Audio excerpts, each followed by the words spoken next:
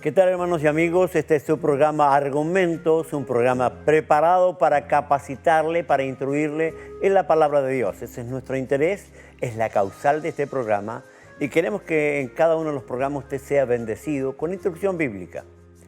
Si usted nota, nuestro logo son 3 montes.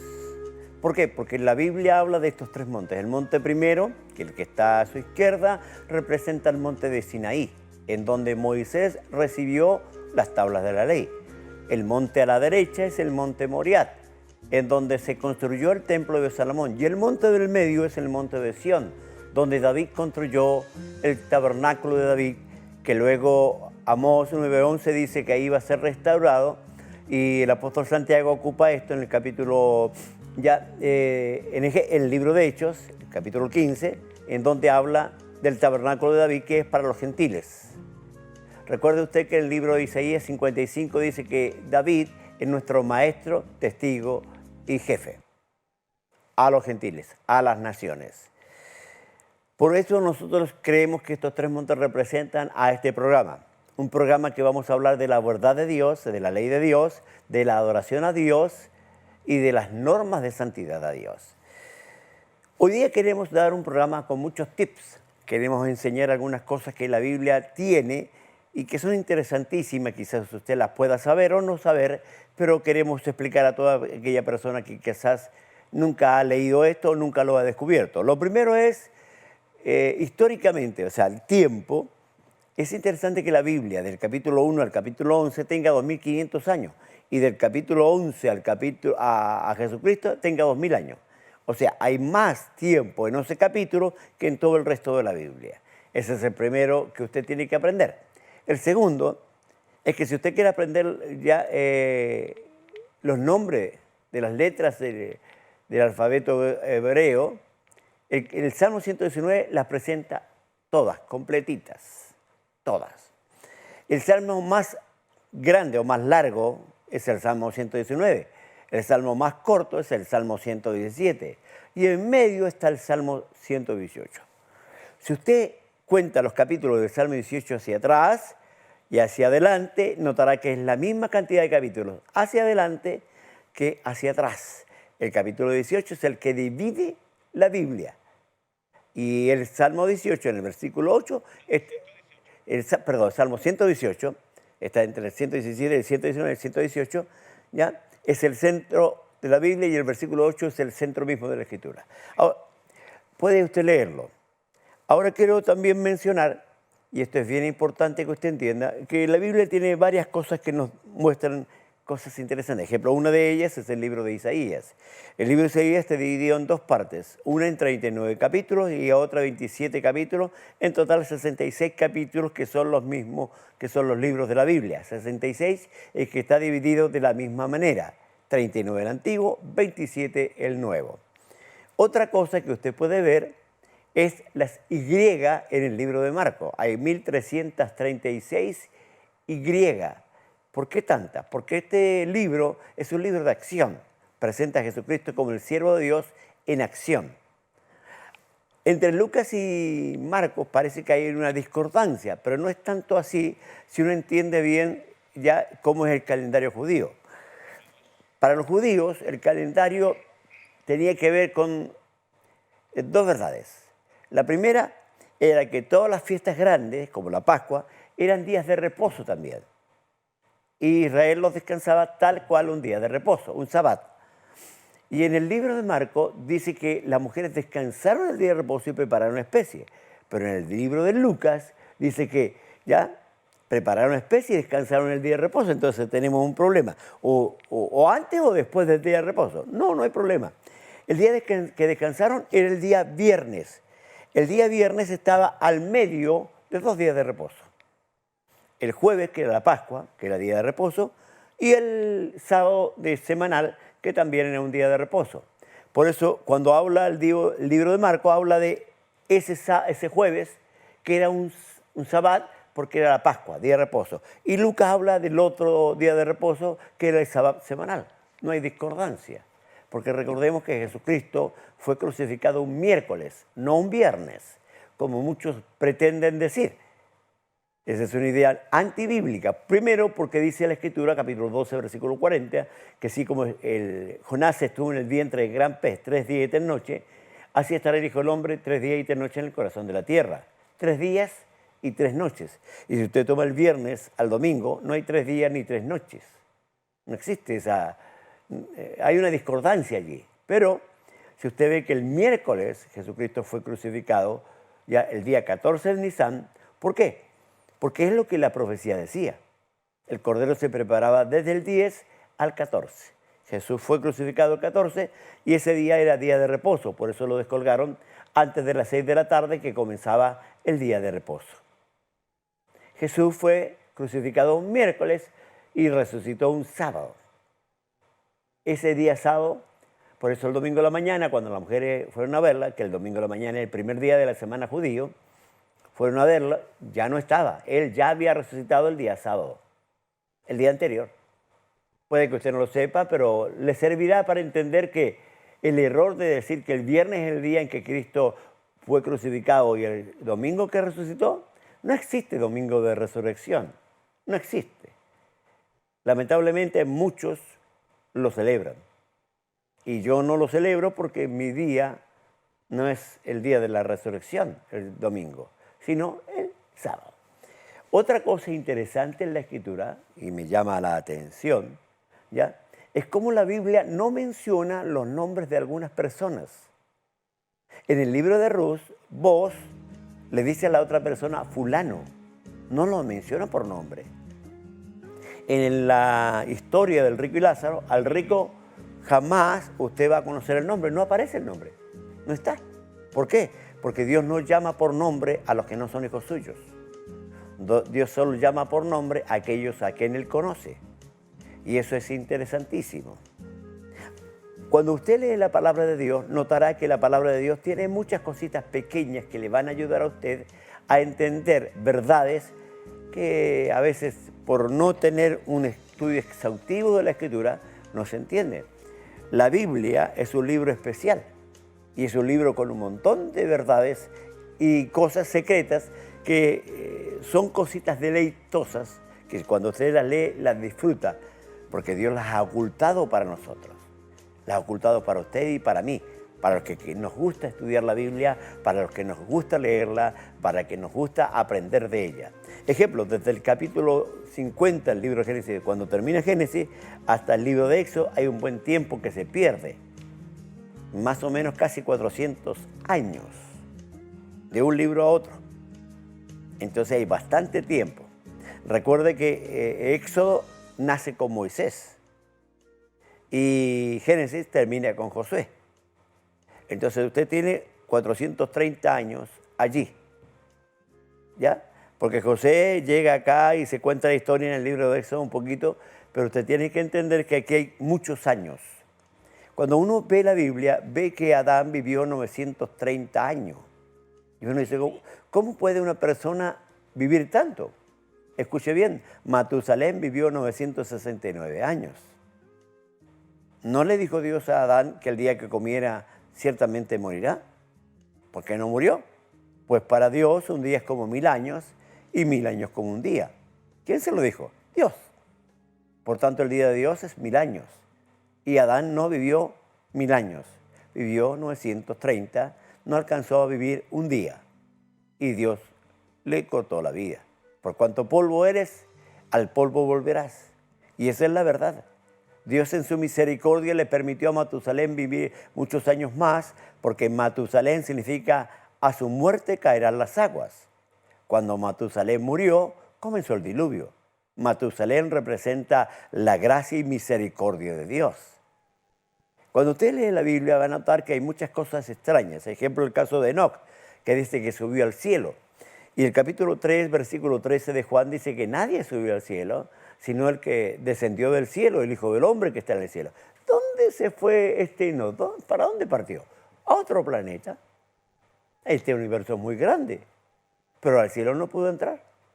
Y alguien me dirá, ¿por qué? Si la Biblia dice, subió al cielo, claro, al cielo de las estrellas, pero no al tercer cielo, porque nadie puede entrar ahí. Y recuerda la Escritura lo que dice, por cuanto todos pecaron están destituidos de la gloria de Dios. No hay entrada. Y el mismo Jesús dijo, porque nadie va al Padre sino por mí. Por tanto, nadie subió al cielo sino el que descendió del cielo. El otro caso es Elías. Si usted ve que Elías fue traspuesto en un torbellino, porque el carro pasó y el torbellino se lo llevó, ¿ya? Y uno dice, ¿y a dónde fue llevado Elías? Bueno, es interesante que 12 años después, Elías escribe una carta a Jorán declarando juicio de parte de Dios. Y usted lo puede leer en la Escritura. Entonces, Elías no se fue al cielo. Fue llevado, traspuesto a otro lado para comenzar el ministerio de Eliseo. Pero Elías también escribe una carta. Dios es un Dios que nos enseña muchas verdades, pero tenemos que aprenderlas. Hay tanta cosa hermosa en la Escritura para estudiar. Y nosotros queremos que usted estudie la palabra de Dios, que la analice, que la investigue. Que lo otro, ejemplo, si usted lee Malaquías y lee Mateo, va a haber mucho espacio allí. Hay 400 años a los que se les llama intertestamento. Hay algunos libros que hablan de esa historia, como el libro de Macabeo, primera y segunda, que no están en nuestra Biblia porque son libros apócrifos, de manos sucias. Los católicos les llaman deuterocanónicos o un segundo canon. Pero hay doctrinas allí que no tienen que ver con el resto de la Biblia, por eso nosotros como evangélicos no ponemos esos libros en nuestro texto. Bien, vamos a seguir, pero queremos invitarle a un momento de música.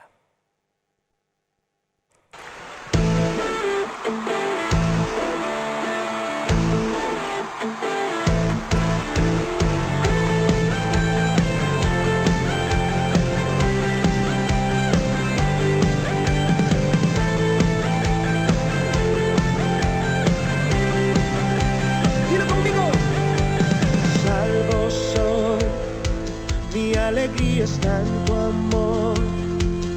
Hoy te canto porque tú me hiciste libre en una cruz. Te exaltaré y en noche adoraré, porque libre soy en ti. Eres todo mi vivir. Las cadenas fueron rotas en su nombre. Sido libre soy, libre soy. Cuando soy libre, yo puedo avanzar. Me hiciste libre por tu gran amor. Me hiciste libre, yo puedo gritar que libre soy. Cuando soy libre.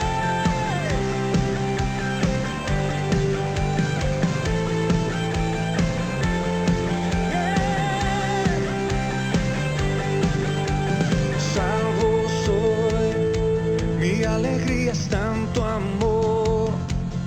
Hoy te canto porque tú me hiciste libre en una cruz. Te exaltaré, de día y noche adoraré, porque libre soy en ti. Eres todo mi vivir. ¡Ale, las cadenas fueron rotas en su nombre! He vencido, libre soy. Todo el que sea libre soy. Grito de victoria.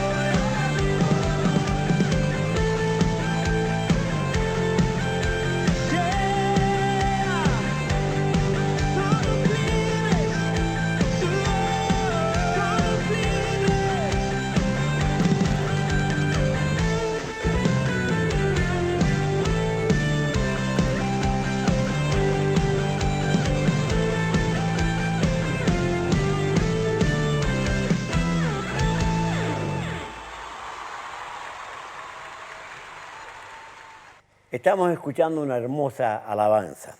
Queremos seguir con estos tips que hoy día queremos hacer como programa, y uno de ellos es un libro que no termina bien. Es el libro de Jonás. Jonás porfía con Dios acerca de ir a Nínive a predicar y arranca, baja a Jope, toma un barco. En el barco hay una tormenta, es tirado al mar, lo toma un pez. Algunos dicen que era ballena, pero el texto no lo dice, dice que era un pez grande. Y es expulsado en una playa, que no es la playa de Nínive tampoco. Nínive queda como 400 kilómetros de ahí. Pero como el imperio ninivita, que era el imperio de Asiria, gobernaba todo eso, esa imagen de un ser que es expulsado por un pez y llevado, recorre hasta la ciudad capital. Y recordemos que uno de los dioses principales de los asirios era el dios pez. Así que este es un enviado de los dioses. Dios usa eso para que Nínive se arrepiente y se convierta y Dios no lo destruya. Pero a Jonás no le gusta la idea y alega con Dios. Y Dios crea una calabacera y después la seca y Jonás sigue alegando hasta que Dios termina de conversar y no conversa más con él. Y el libro queda inconcluso por la rebeldía, soberbia y enojo de este profeta. Otra cosa que a mí me llama la atención es el libro de Corintios. Cuando usted lee Primera de Corintios, en verdad no hay Primera de Corintios allí, esa es segunda. Hay una carta en Corintios que se desapareció, que no existe, que no la encontramos, que no la tenemos. La Primera de Corintios es la segunda de Corintios. Lo otro, la carta a los Colosenses habla de la carta a la Odisea, pero la carta de la Odisea tampoco existe. Dice, léase en la Odisea y la Odisea léase aquí, pero no aparece. Lo otro, el libro de Marcos, podríamos decir que es un libro que habla del Evangelio desde el punto de vista de Pedro y de María, no de Marcos. Marcos es el escritor, pero no el autor del libro. Primera de Pedro es escrito por Marcos, que es el sobrino de Bernabé. Y es interesante que si usted lee Primera de Pedro y Segunda de Pedro va a haber una diferencia increíble en cuanto a cómo se relatan las cosas. También lo otro que usted tiene que saber es que el libro de Romanos no fue escrito por Pablo, fue escrito por Tercio. En su carta él lo dice, yo Tercio que escribí la carta, pero el autor de esa carta es Pablo. Pablo el autor y Tercio el escritor. Aunque el autor de toda la escritura es Dios, quien inspiró a todos los hombres para que pudieran escribir la palabra del Señor. Otra cosa que debe saber es que la Biblia en el Antiguo Testamento no se llamaba como lo llamamos nosotros, Antiguo Testamento, se llamaba Tenach o Tanakh. ¿Por qué? Porque era la construcción de tres palabras, de tres divisiones del Antiguo Testamento. En el libro de Lucas, capítulo 24, versículo 44, aparecen las divisiones, Jesús las menciona. Y dice, lo que está escrito de mí en la ley, en los profetas y en los salmos. En hebreo es en la Torá, en los Nabiín y en los Ketubín. Y de ahí viene la palabra Tenach, de Torá, Nabiín y Ketubín, Tenach. ¿Ya? Y esa es la división del Antiguo Testamento. Recordemos una cosa, el Antiguo Testamento fue escrito en hebreo, ¿ya? Y luego, cuando Israel fue deportado a Babilonia el año 581, 586 por ahí, ya aproximadamente, cuando ellos volvieron 70 años después, ya no tenían el idioma hebreo, ya hablaban arameo, a causa de que el arameo fue un idioma que influenció de tal manera en su sociedad, porque era fácil de leer. No era tan complicado como el babilónico, que es cuneiforme. Entonces, ¿qué pasó? Que era el idioma que ellos tenían. Y se tuvo que hacer una traducción del hebreo al arameo, ¿ya? Y de ahí vienen los escribas, que eran copistas. Y Esdras es el primer escriba, el sacerdote Esdras es el primero que hace traducción. Así que tenemos esta traducción al arameo, y luego en la Septuaginta, el año 200, 300 por ahí, porque no es aproximado, ¿ya? Un Ptolomeo juntó a 70 rabinos, 72 más o menos, en Alejandría, y tradujeron del Antiguo Testamento, de la Tenach, ya al griego. Y esa Biblia llegó a llamarse la Septuaginta. Esa Biblia fue la que le puso nombre a casi todos los libros de la Biblia, y la Biblia originalmente tenía 22 libros. La Tenach tenía 22 libros, ¿ya? por eso con referencia a las 22 letras del alfabeto hebreo. Pero la Septuaginta tenía 39. Significa que se dio más espacio para escribir la Septuaginta que la Tetragrámaton. Gracias a esa Septuaginta, ya los que leían en el tiempo de Jesús leían esa Biblia. Era la Biblia de Jesús y la Biblia de sus apóstoles. Por eso cuando nosotros leemos la Escritura y ellos leen la Escritura, no están leyendo el Nuevo, no existía en ese momento, era el Antiguo. Cuando la Biblia dice toda Escritura es inspirada, no se refiere al Nuevo, se refiere al Antiguo. No estoy diciendo que el Nuevo no es inspirado, pero hay muchos que descalifican el Antiguo cuando la Biblia los califica mucho más que el Nuevo. Toda Escritura es inspirada por Dios, que prediques la palabra, y toda Escritura cuando es defendida, se defiende el Antiguo Testamento, no el Nuevo, porque no había Nuevo.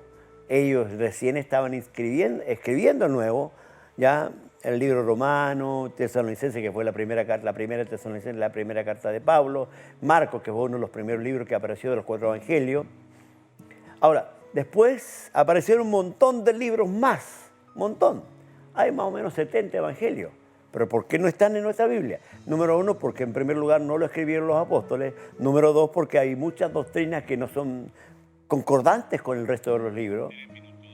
Y número 3, porque los que escribieron lamentablemente no tenían la capacidad para traer la inspiración correcta. No eran inspirados.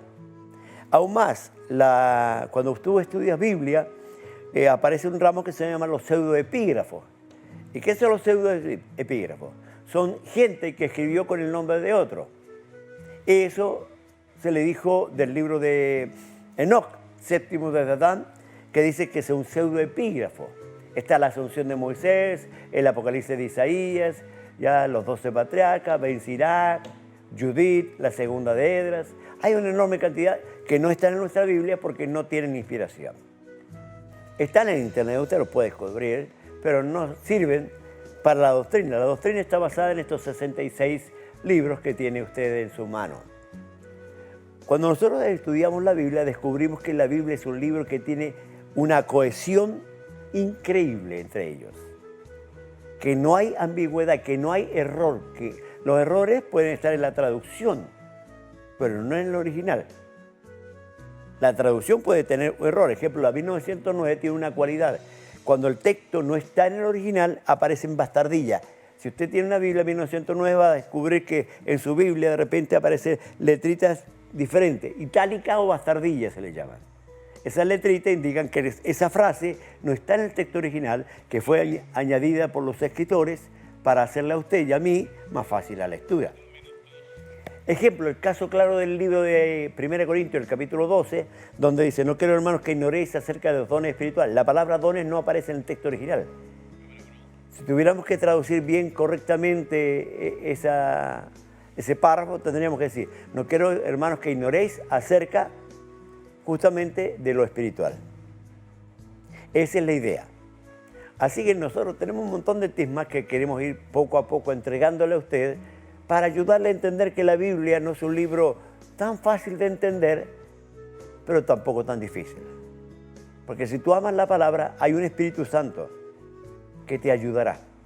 Él nos enseñará todas las cosas y nos recordará dos cualidades que Él tiene para con nosotros: enseñarnos y recordarnos.